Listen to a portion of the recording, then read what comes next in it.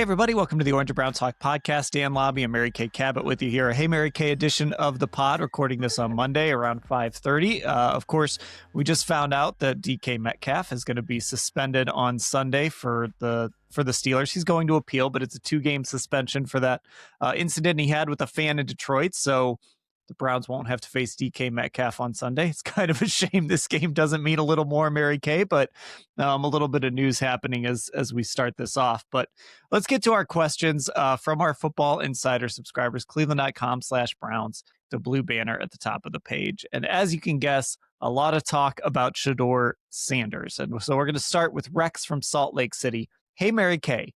Do you think the Browns would be better off with Shedeur Sanders and a first-round wide receiver and O-tackle, an offensive tackle, or a first-round quarterback and a wide receiver or tackle? It's a great question. And that is the big looming question facing the Browns as they finish out these final 2 games, head into the offseason, figure out where they stand in the draft, and then figure out who's coming out amongst these quarterbacks in the draft. It's so hard to say right now. I think Shedeur Sanders took a step up, but you have to really think about the whole thing. You have to make sure that this is your franchise quarterback, that this is your face of the franchise, that this is your leader of men, that this is the quarterback who can try to get you to the promised land if that's what you want to do. Now, of course, because you only spent a 5th-round pick on him, it wouldn't be catastrophic if it didn't work out and you had to go back to the quarterback well next year in 2027. But I do think when you have a pick this high, you have to think very long and hard about passing on one of the best quarterbacks in this upcoming draft. So they've got a tough decision to make. I do think that Shedeur Sanders will fare a lot better when he has a better supporting cast. Right now, he's playing behind a very, very makeshift line with all backups except for Joel Bitonio, and he's surrounded by mostly rookies at his skill positions right now. And I think that when everybody grows up and when things are bolstered, that he will fare better.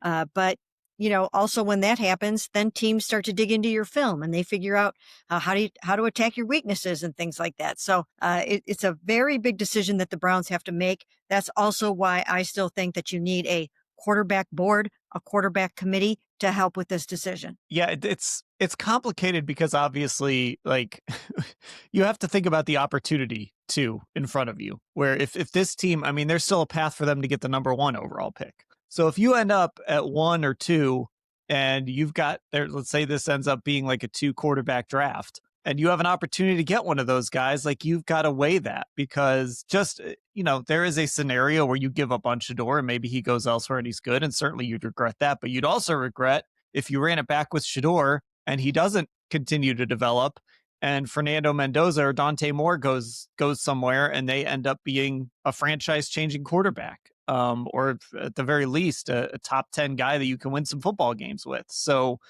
I think that only complicates it. This idea that, sure, on paper, it would be great if Shedeur developed and you could draft a wide receiver and an O-lineman and whatever else you want to do, or, whatever, Caleb Downs and make your defense even better, whatever it is you'd want to do. But also, the hope is you're not going to get many more opportunities to be picking in this spot. So this might be your shot to get one of those guys. And I don't know how they're going to end up looking at this in the end. Yeah, the other thing, and we talked about this a little bit yesterday, is the fact that if you do end up with 1, 2, or 3, there is tremendous probably trade bait with those high picks. So if you think that you want to move forward with Shedeur Sanders and give him that chance and surround him with more talent and see if he can develop next year, then perhaps you can trade away your first pick. You still have another pick, although the Jaguars, they just won't stop winning. I mean, they just keep winning and winning and winning. But you can trade away one of those, your first pick, and try to pick up another 1st-round pick for next year. And there will be more quarterbacks coming out next year, including Sellers probably, and Arch Manning, and Julian Sayin. A number of guys will be coming out next year. So it would give you that opportunity to be poised for that particular draft. So that's another way that you could go about this. I do think it's a tough call. The key in my mind is, where do the Browns land in the draft? Who is going to be there for them? And then you weigh that player against Shedeur Sanders. And if they can make something out of a 5th-round pick for the money, you can't beat that kind of value. So they would love for that to happen. The other thing about the Browns and Andrew Berry, they don't live in their fears. They're not going to worry about, oh, what if this happens or what if that happens? They don't really run through those doom scenarios, right? Oh, we trade Shedeur Sanders and he goes on to be great, or we trade Joe Flacco to the Bengals and he goes on and he knocks us out of the playoff contention or something like that. They don't worry about stuff like that. They have a plan, or at least they seem to have a plan, and they stick to their guns on what they want to do. And they really don't worry about all of those ancillary types of things. So I think if they come to the conclusion that Shedeur Sanders is worth investing more time into and more resources into, then they're just going to go ahead and do it. And they're not going to worry about those other three quarterbacks. Yeah, and again, so you look back at yesterday's game, and there continue to be these little encouraging signs. And I know a lot of the advanced metrics aren't painting a very pretty picture of kind of where Shedeur is right now, and I think that matters. But I do think we're seeing little signs of progress. And then at the same time, you're still seeing like that second interception. I there I had to look at that today from behind, and there's just no way that ball should have gone anywhere near where it went. Like if there's a screenshot you can look at where there's just no way that Joey Bosa should have even been in the vicinity of that football, and yet Shedeur just for whatever reason didn't want to pull the trigger when he was staring at a wide open receiver. So does he grow out of that? Does you're banking on him growing out of that and developing and continuing to get to a point where, okay, a year from now, that throw's coming out without even a second thought. And just like everything, look, Fernando Mendoza would be a roll of the dice, Dante Moore. All of this is a gamble to some degree. And I just wonder how much the Browns are going to be willing to gamble on Shedeur's continued development, because I do think we're seeing these steps each and every week that tell you like he understands the assignment. He understands what he needs to do, but ultimately, is he going to take the steps to get there? That's the hardest part, is to go from being, okay, you're a young guy learning, to all these lessons worked and you're applying them. And now you're, like I said, a top 10-ish quarterback. Right. And the other big, huge factor in all of this, of course, is we don't really 100% know who the coach is going to be. We haven't been given any indication if he's staying or if he's going. We have some idea that Andrew Berry is staying. I've been saying that over and over and over again on every podcast and every story that I write. It seems like Andrew Berry is safe, based in large part upon the fact that this draft was exactly what Jimmy Haslam ordered. He wanted him to nail this draft and hit it out of the park, and he did that. So I think that draft has really saved Andrew Berry. I don't even know if he was going to be in trouble in the first place, but if he was going to be, I think this draft really solidified his status as the Browns GM. So I don't think he's going anywhere, but we don't know about the coach. We do not know about that yet. And if they decide to make a change, then I think that has a ripple effect on what you're going to do at quarterback, because a coach needs to be in alignment with his quarterback. He has to live with him, breathe with him, spend every day with him. They have to be on the same page. They have to work so closely together, and they have to really want to work together and like each other a whole heck of a lot to make this work. The magic in the NFL comes when you find the combo of your coach and your quarterback, right? I mean, the Sean McDermott and Josh Allen.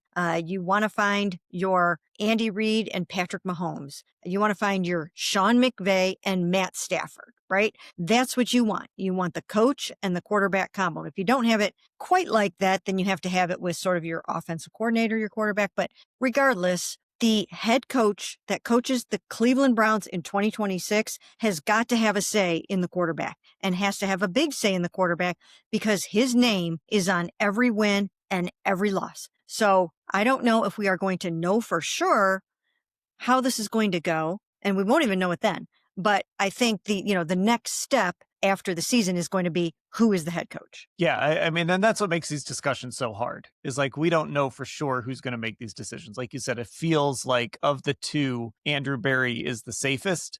But even that, like, who knows what could happen when we're sitting there in Cincinnati on January 5th, writing our stories from the locker room. And then all of a sudden we find out, oh, everybody got fired. So who even knows for sure at this point? And so that's what makes these conversations hard. Like, and then it also leads to the conversation of, do they go out and like, does this coaching search go through, like, we want to go out and find a guy who really likes Shedeur Sanders? Or do they just open it up, hire a guy, and then figure it out?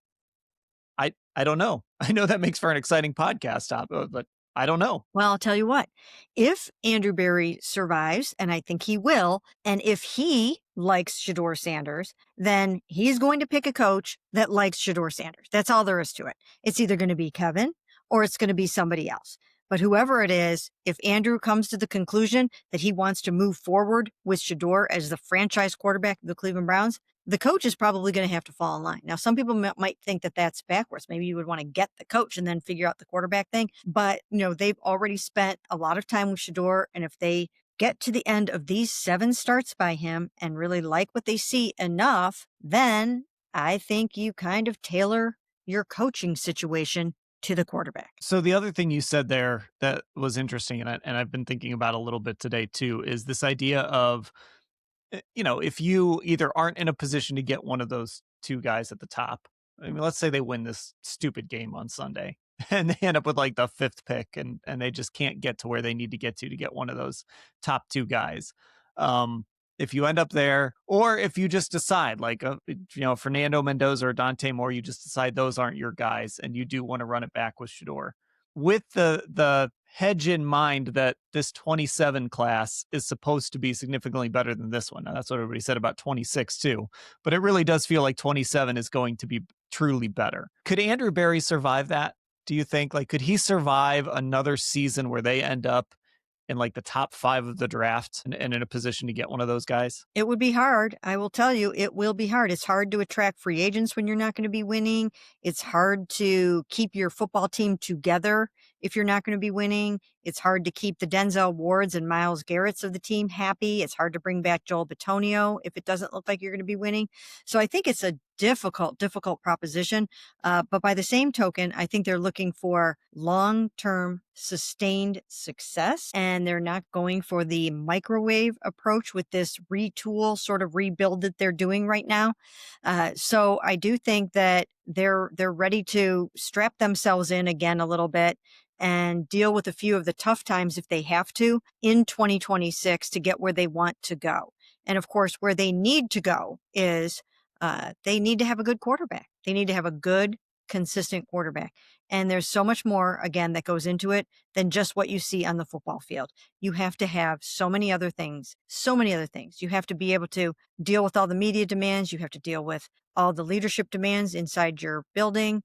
And I know that Shedeur has come a long way in some of those regards, but I think he still needs to show continued growth in that way and every other way. But the Browns, if they like him enough, and I think they're starting to really take a shining to him, I think that that they will take that leap of faith and just say, okay, let's roll with him and let's see what he can do. Yeah, and as you were saying that too, like, you've got to make sure that you've got 70 guys in that locker room that are willing to follow you and willing to go to battle with you each week, right? That they believe in you, and that's a hard thing to do as well. And when we talk about Fernando Mendoza, and I'll admit I haven't really started doing a ton of work on these guys. We don't have time to watch a ton of college football during the season. Seen a little bit, obviously, but we'll dig in once the season is over. I will say my impression of Fernando Mendoza is those guys at Indiana, they'll go to war with him. Like, he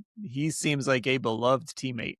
And so that's another part of it. And that's what makes this conversation hard too, is there's just a lot of stuff that we can't know because we're not in that building, 12 to 16 hours a day, seeing everything that's going on in meetings and how he interacts with his teammates when we're not in that locker room and all that stuff. So there are just a lot of unknowns. Yeah. And it seems like he's really taking on that leadership mantle. It seems like he's trying to speak for the football team. It seems like he has a good huddle presence where he's taking the bull by the horns. He's doing a lot of things that demonstrate that he has potential to be that leader that you need to be. But they have to keep working at it. They have to keep chipping away at it. That's not something that happens overnight, and it evolves over a couple of years as well. He's probably not going to be in 2026 the leader that he will be able to be in 2028 when he's been through so much more and he's seen so many more things. So I do think it's a tough call. I do think it's a tough call, but I think they will boil it down to, do we think we can win them with this guy anytime soon? Do we think we can win football games with this guy? And he's got 2 more chances to prove that he can do that, not necessarily win, but that he has the traits that show that he can be a quality starter in the NFL. Okay, let's continue with Andrew Berry a little bit. This question comes from Scott Mandel in LA. Hey, Mary Kay, I don't understand why Andrew Berry is so safe and Kevin Stefanski is in trouble. Berry gave him this horrible O-line, horrible wide receiver room, and the quarterback situation. He's had one good draft. Why is Kevin Stefanski, the 2-time coach of the year, potentially getting the shaft? It's a great question. And we really don't know yet if that's going to happen. I haven't been able to get anybody to give me any indication about Kevin Stefanski one way or the other. But having said that, nobody is saying to me, hey, he's safe. You don't have anything to be on high alert for in the last week of the season either. I'm not getting that either. So I don't know. But I think, as I mentioned before, that the Browns felt that they had enough talent on the roster this season to win more than 3 games. And they lost a number of games that they should have won. They lost to 2 one-win teams. That can't be happening. You can't be going out there and losing to those kinds of football teams. That's just unacceptable, really, no matter what's going on, when you have the number 2 defense in the NFL. When you have one of the best defenses in the NFL, you should be able to beat a 1-win team. And that just, that didn't happen. And they had special teams breakdowns. That was a big issue. That was a big issue this whole entire season. They would have at least 2 more victories, maybe 3 more victories, if they had better special teams. So that's a problem. And I think that's going to get corrected somehow in the offseason one way or the other. But I think that the Browns, if they do decide to part ways with Kevin Stefanski, it will be because of some of those losses to the 1-win teams and some of those sort of late game gaffes where they just couldn't close it out. And there were a number of those. Yeah, and again, I don't think it's all Kevin's fault, but the big narrative this offseason was Kevin taking back his offense. And, he kind of handpicks Tommy Reese to be his offensive coordinator. And they go through that whole process of the 4-man quarterback competition, which, again, not all of this is Kevin's fault, right? I mean, they have tackle issues throughout the year. To Scott's point, our texter, wide receiver issues throughout the year. Just general offensive line issues throughout the year. They're starting 2 rookie quarterbacks really from week 4 on. So it's not all Kevin's fault, but when you look at something like this and you can point to the offense being really holding this football team back, and to your point, special teams as well, which, Kevin just kind of sat there and didn't make any big changes to try and fix the special teams. It's hard to sit here and pound the table and make the case for Kevin, other than to say this is a guy that has won Coach of the Year twice. And we have seen some flashes where he has been a pretty good play caller and he has done some good things offensively. And I know you've said this before too, like he's never really had the quarterback of his choosing. So, but it's still hard to really look at how this season has gone and feel great about Kevin Stefanski right now. Yeah. I mean, it almost seems like maybe they're leaning towards a change, but I honestly cannot say that I know that's going to be the case. I mean, what if Kevin Stefanski has really climbed aboard the SS Shedeur and now feels like he's got a quarterback that perhaps he can win with? He's starting to say some really positive things about him. So what if it looks like he really likes Shedeur, feels like maybe he has his guy, and they want to give him a chance to see what he and Tommy can do. They know that Kevin Stefanski is more of their CEO coach now that he's not calling plays. And so, if they have that combination of Tommy calling the plays, which I think he's growing in that role each and every week and doing a nice job of it, maybe they'll feel good about that. And maybe they will give him another chance to come back and say, okay, now you've got Shedeur Sanders And, now you got a chance to see what you can do with him. And again, I don't know if they'll do that, but maybe Shedeur's development has an impact on the coaching situation. Yeah, and I think to the point that our texter was making too, I do think it's fair. Obviously, Andrew had that really nice draft, but I do think it's fair to look at how they approached, kind of just handing that left tackle job to DeJuan Jones. When we knew that he's had injury issues, he stood in front of us and said he doesn't like playing left tackle. Like there were some warning signs there with DeJuan Jones, and sort of the way things have gone with said Tillman as your number two receiver, his inability to really get on the field and stay on the field consistently. There are clear areas where you can point to this and say, like Andrew and some of the roster decisions left this team short. And there are things that we're pointing to today with with when we talk about Shedeur Sanders and all the factors around him, a lot of that is some of it's bad luck, but a lot of it too is of their own making. Yes, absolutely. And these are all things that will be discussed, or I'm sure maybe are being discussed. I'm sure they do an after action report after each game, and they're looking at so many different things. But there are a lot of factors that go into all of these decisions. And we, at this point, at this moment in time, we don't know who the coach or the quarterback of the Cleveland Browns will be on opening day in 2026. Most teams at this point right now have a pretty good idea of who their coach and quarterback is going to be in 2026. A lot of teams do. But the Cleveland Browns, they don't really know that. And they didn't know who their quarterback was going to be in 2025.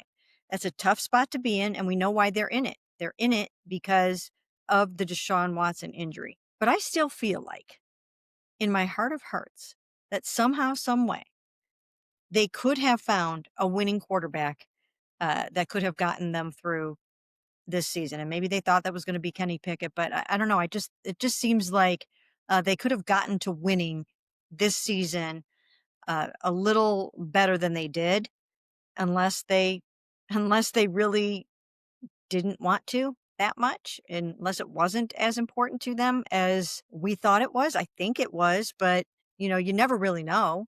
This is the analytics team here that we're talking about. So maybe getting that draft pick was more important to them than going out there and finding a really great quarterback for 2025. Yeah, it is. Like it's the way they approached it is really difficult to defend. And to your point, maybe they really truly believed Kenny Pickett was going to be that guy. Now, obviously, his one start in Las Vegas doesn't help their case in that regard, but maybe it would have looked different. Obviously, he was here all training camp and he was in this system. Maybe it just would have looked a little different with what they wanted to do with him. Um, Flacco, it obviously didn't work out. They just couldn't live with the turnovers. But when you see and I know it's over now because he's out for the year, but when you see like Daniel Jones go to Indianapolis and have success, you see Sam Darnold playing really well all of a sudden again in Seattle, and he won that big game the other night. Yeah, that was the one thing about him, right? Could he hold up in big games late in the year? Well, he struggled a little bit. He tried to give that one away, but then he made some big plays late against the Rams, and Seattle wins that game.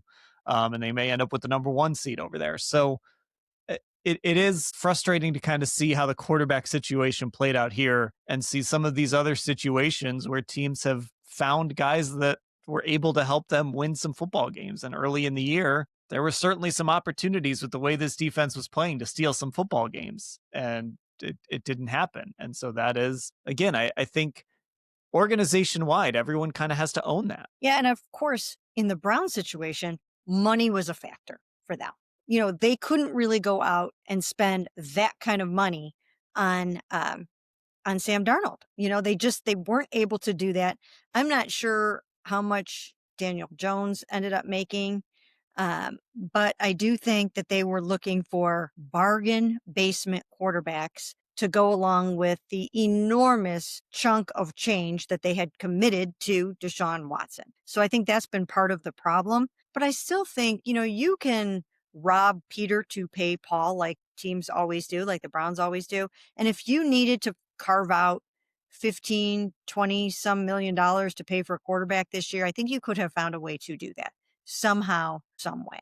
So they left themselves short in that regard, and maybe it will turn out okay for them if they end up with their quarterback of the future in Shedeur or whoever they might draft in 2026. But I don't think it had to be like this year. I think they were a quarterback away from winning, 8 games or something like that, and taking a step up from their really, really stressful and horrible 3-14 season of last year. And, here they are again at 3 victories. And I don't think anybody expected this, certainly not Jimmy Haslam. Yeah, and I mean, look, obviously some of those names that we thought they would have gotten killed if they would have signed Daniel Jones, right? They would have got, but look how that's worked out for Indianapolis taking a shot on that guy up until he got hurt. Somebody's going to get made fun of this offseason because they trade for Mac Jones. Probably. I don't know if San Francisco's actually going to trade him or not, but somebody's going to get made fun of for doing that. And who knows? Maybe Mac Jones is that next veteran guy that just needs a change of scenery and doesn't have to carry the weight of being a former first round pick anymore. So you have to really look at it and take some chances and be willing to get laughed at a little bit that, oh, you're signing that guy or you're trading for that guy. And they picked the wrong guys when it came to veterans this offseason. So let's get to this question from Dan in Moreland Hills, last one here. Hey, Mary Kay, do you think the push to get Myles Garrett the sack record is actually in part responsible for the dismal defense against the run these past 2 games? I don't really think so. I don't think so. I think that teams are really trying to stop Myles Garrett and focusing a little bit more on the run. I think the loss of Malik Collins has been huge in the run defense. And I think that maybe everyone underestimated his impact on the running game. And once again, Denzel's been out a couple weeks. And so I think it's been a lot of factors, but I think in part teams have just been determined. So I guess that does sort of correlate that if teams are that determined to try to stop Myles, then maybe it is causing the running game, the run defense to go into the tank. So I guess that could be part of it, but I don't know. Teams might just be deciding to attack the Browns this way. So to try to win a football game. So it's kind of hard to say, but I, for one, would like this darn thing to be over with. Right. That's sort of where everybody is right now.